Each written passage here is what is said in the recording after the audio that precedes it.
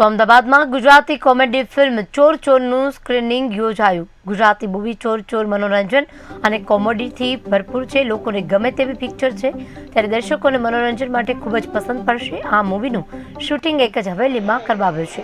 મોટાભાગના સીનો રાતના શૂટ થયા છે। ભેગા થયા છે અને આ સુંદર મજાની કોમેડી ફિલ્મ છે અને એમાં ચોર નંબર 1 એટલે કે હું અને કયા બાબત માટે આ ચોરી કરવા આવ્યા છે બધું તમે ટ્રેલરમાં જોયું જ હશે। ન જોયું હોય તો ટ્રેલર જોઈ લેજો। ખૂબ જ મજેદાર ટ્રેલર છે અને ફિલ્મ પણ બહુ જ સરસ છે।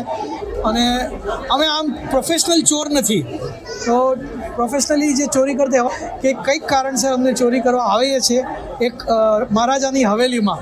ખૂબ મસ્ત સુંદર જૂની હવેલી છે અને એમાં એક મૂર્તિ ચોરવા માટે આવે છે જે 50 લાખની મૂર્તિ છે। જે છે એક ચોરનો છે, બટ બેઝિકલી આમાં જેટલા 4 ચોર બતાવ્યા છે ને એ 4માંથી એક પણ ચોર પ્રોફેશનલ ચોર નથી, બધા પોતાની સિચ્યુએશનથી એવી રીતે ચોર બનેલા છે। તો મારું કેરેક્ટર એક ઇન્સ્પેક્ટર ના કિરદારમાં એક ઇન્સ્પેક્ટરના કપડામાં એક ચોર ચોરી કરવા જઈ રહ્યો છે કે એ બીકથી કે ભાઈ ઇન્સ્પેક્ટરના કપડાં પહેરીએ તો આપણને કોઈ પકડશે નહીં। પણ આ કેરેક્ટરની ખાસિયત એવી છે કે આ કેરેક્ટરને માથામાં જો કોઈ ટપલી મારી દે તો એનું કેરેક્ટર ચેન્જ થઈ જાય।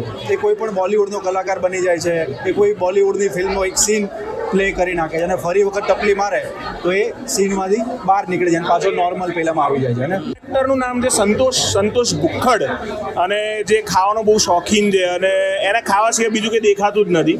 અને એ ઘરમાં ચોરી કરવા જાય છે અને રાજુ એ પણ એટલા માટે જાય છે કેમ કે એ ઘરમાં સારી સારી વાનગીઓ બનતી હોય છે। ત્યાં માલ કેવો હશે, ચોરી કેવી થશે એ ખબર નથી, પણ સારી સારી વાનગીની સુગંધ આવે છે એટલા માટે એ લોકો એ ઘરમાં ચોરી કરવા જાય છે।